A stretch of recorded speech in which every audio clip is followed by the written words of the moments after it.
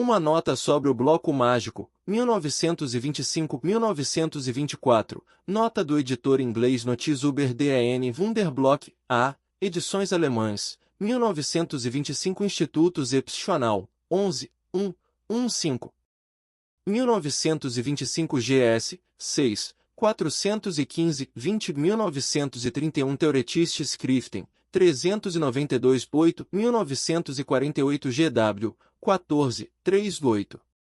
B. Tradução inglesa. A Note upon the Mystic Writing Pad 1940 Instituto J. Psychoanal. 21, 4, 469 de 74. Trad. de James Strachey. 1950 CP. 5, 175-80. A presente tradução inglesa é uma reimpressão ligeiramente corrigida da publicada em 1950, com algumas notas adicionais. Este artigo foi provavelmente escrito no outono de 1924, pois Freud comunicou em outra carta a Abraham que o estava revisando em novembro daquele ano. Jones, 1957, 124-5. O curioso pequeno aparelho que consistiu à base desta engenhosa e esclarecedora discussão dos sistemas consciente, pré-consciente e perceptual, ainda, 1961, se pode obter muito facilmente, pelo menos na Grã-Bretanha, sob o nome comercial de printator.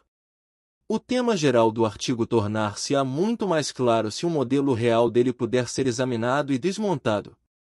Uma nota sobre o bloco mágico quando não confio em minha memória. Os neuróticos, como sabemos, assim o fazem em grau notável, no entanto também as pessoas normais têm toda a razão para fazê-lo. Posso suplementar e garantir seu funcionamento tomando nota por escrito.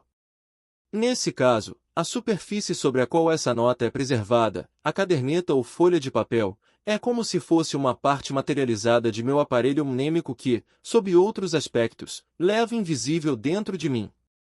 Tenho apenas de guardar em mente o local onde essa memória foi depositada e então posso reproduzir a qualquer hora que quiser, com a certeza de que terá permanecido inalterada e assim escapado às possíveis deformações a que poderia estar sujeita em minha memória. Se desejo fazer uso pleno dessa técnica para melhorar minha função mnêmica, descubro que se me oferecem dois procedimentos diferentes.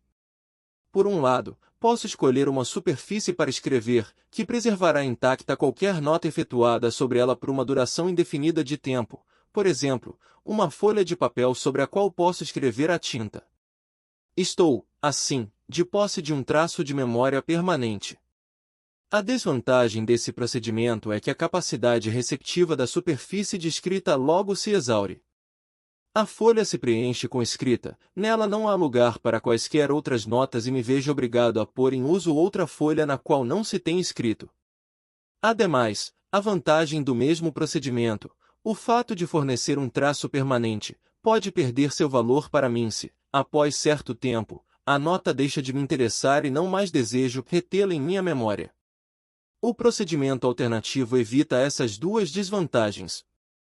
Se, por exemplo, escrevo com um pedaço de giz sobre uma lousa, tenho uma superfície receptiva que conserva sua capacidade receptiva por um tempo ilimitado e as notas sobre ela podem ser destruídas assim que deixam de me interessar sem qualquer necessidade de jogar fora a própria superfície de escrita.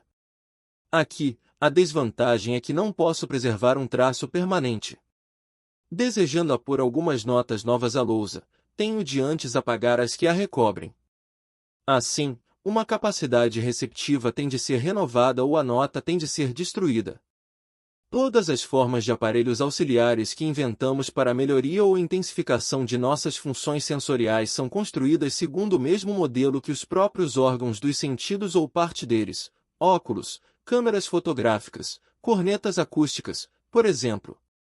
Medidos por esse padrão, os dispositivos para auxiliar nossa memória parecem particularmente imperfeitos, de vez que nosso aparelho mental realiza exatamente aquilo que eles não podem fazer, possui uma capacidade receptiva ilimitada para novas percepções, não obstante, registra delas traços mnêmicos permanentes, embora não inalteráveis.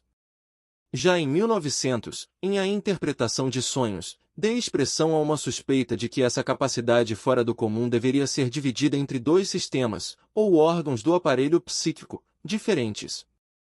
Segundo esse ponto de vista, temos um sistema PCPT-CS, que recebe percepções mas não retém traço permanente delas, podendo assim reagir como uma folha em branco a toda nova percepção, ao passo que os traços permanentes das excitações recebidas são preservados em sistemas mnêmicos que jazem por trás do sistema perceptual. Posteriormente, em Além do Princípio de Prazer, 1920 gramas, acrescentei uma observação no sentido de que o inexplicável fenômeno da consciência surge no sistema perceptual em lugar dos traços permanentes. Ora, há algum tempo atrás surgiu no mercado, sob o nome de bloco mágico, um pequeno invento que promete realizar mais do que a folha de papel ou a lousa. Ele alega não ser nada mais que uma prancha de escrever, da qual as notas podem ser apagadas mediante um fácil movimento de mão. Contudo, se é examinada mais de perto, descobre-se que sua construção apresenta uma concordância notável com a minha estrutura hipotética de nosso aparelho perceptual e que, de fato, pode fornecer tanto uma superfície receptiva sempre pronta, como traços permanentes das notas feitas sobre ela. O bloco mágico é uma prancha de resina ou cera castanha escura, com uma borda de papel. Sobre a prancha está colocada uma folha fina e transparente, da qual a extremidade superior se encontra firmemente presa à prancha e a inferior repousa sobre ela sem estar nela fixada. Essa folha transparente constitui a parte mais interessante do pequeno dispositivo. Ela própria consiste em duas camadas, capazes de ser desligadas uma da outra salvo em suas duas extremidades. A camada superior é um pedaço transparente de celuloide, a inferior é feita de papel encerado fino e transparente. Quando o aparelho não está em uso, a superfície inferior do papel encerrado adere ligeiramente à superfície superior da prancha de cera. Para utilizar o bloco mágico, escreve-se sobre a parte de celuloide da folha de cobertura que repousa sobre a prancha de cera. Para esse fim não é necessário lápis ou giz, visto a escrita não depender de material que seja depositado sobre a superfície receptiva. Constitui um retorno ao antigo método de escrever sobre pranchas de gesso ou cera, um estilete pontiagudo calca a superfície, cujas depressões nela feitas constituem a escrita. No caso do bloco mágico, esse calcar não é efetuado diretamente, mas mediante o veículo da folha de cobertura. Nos pontos em que o estilete toca, ele pressiona a superfície inferior do papel encerado sobre a prancha de cera, e os sulcos são visíveis como escrita preta sobre a superfície cinzento esbranquiçada do celuloide, antes lisa. Querendo-se destruir o que foi escrito, necessário é só levantar a folha de cobertura dupla da prancha de cera com um puxão leve pela parte inferior livre. O estreito contato entre o papel encerado e a prancha de cera nos lugares que foram calçados, do qual dependeu a visibilidade da escrita, assim acaba, e não torna a suceder ao se reunirem novamente as duas superfícies. O bloco mágico está agora limpo de escrita e pronto para receber novas notas. As pequenas imperfeições do engenho naturalmente não têm importância para nós, visto estarmos apenas interessados em sua aproximação com a estrutura do aparelho perceptual da mente. Estando algo escrito sobre o bloco mágico, se levantarmos cuidadosamente o celuloide do papel encerado podemos ver a escrita de modo também claro sobre a superfície do último. E a questão de saber por que haveria necessidade da parte de celuloide da cobertura poderá surgir.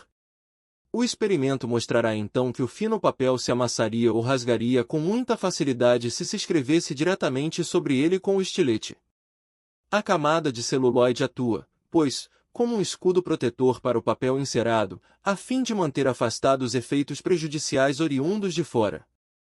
O celuloide constitui um escudo protetor contra estímulos. A camada que realmente recebe os estímulos é o papel. Posso nesse ponto relembrar que em Além do Princípio do Prazer, edição Standard Brasileira, volume 18, página 42 e seguintes, Imago Editora, 1976, demonstrei que o aparelho perceptual de nossa mente consiste em duas camadas, de um escudo protetor externo contra estímulos, cuja missão é diminuir a intensidade das excitações que estão ingressando, e de uma superfície por trás dele, receptora dos estímulos, ou seja, o sistema PCPT-CS.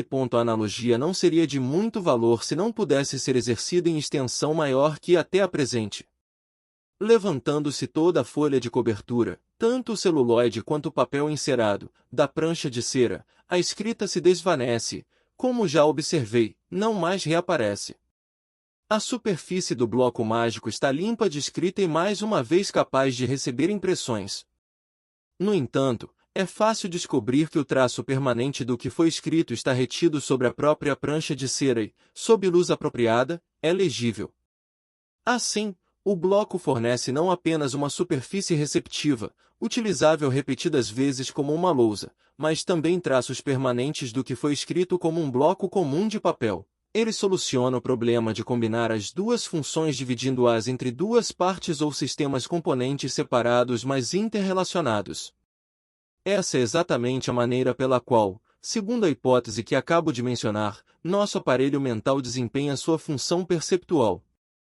A camada que recebe os estímulos, o sistema PCPT-CS, não forma traços permanentes, os fundamentos da maioria ocorrem em outros sistemas contíguos.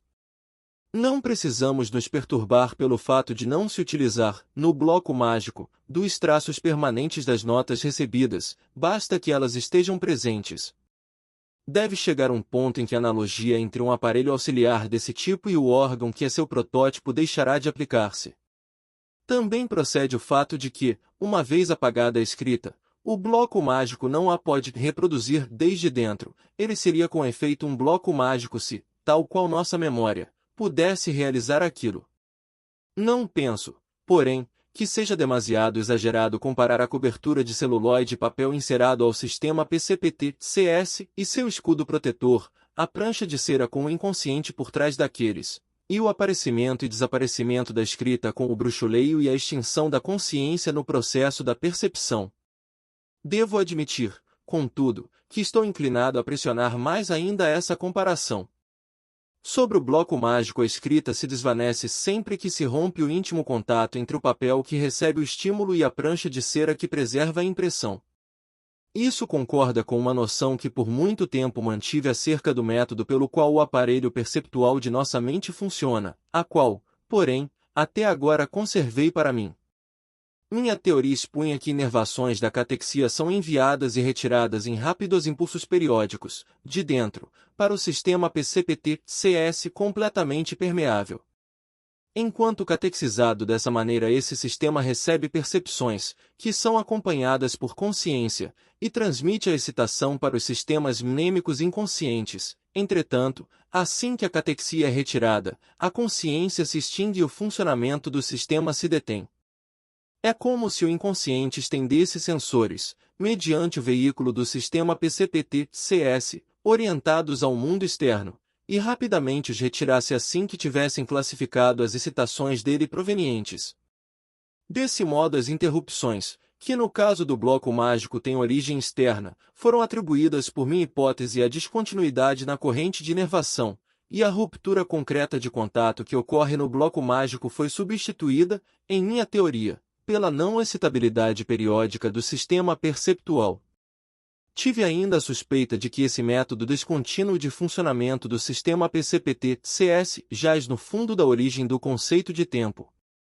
Se imaginarmos uma das mãos escrevendo sobre a superfície do bloco mágico, enquanto a outra eleva periodicamente sua folha de cobertura da prancha de cera, teremos uma representação concreta do modo pelo qual tentei representar o funcionamento do aparelho perceptual da mente. A negativa, 1925, nota do editor inglês Divernenum, A, edições alemãs, 1925 Imago 11, 3, 217, 21.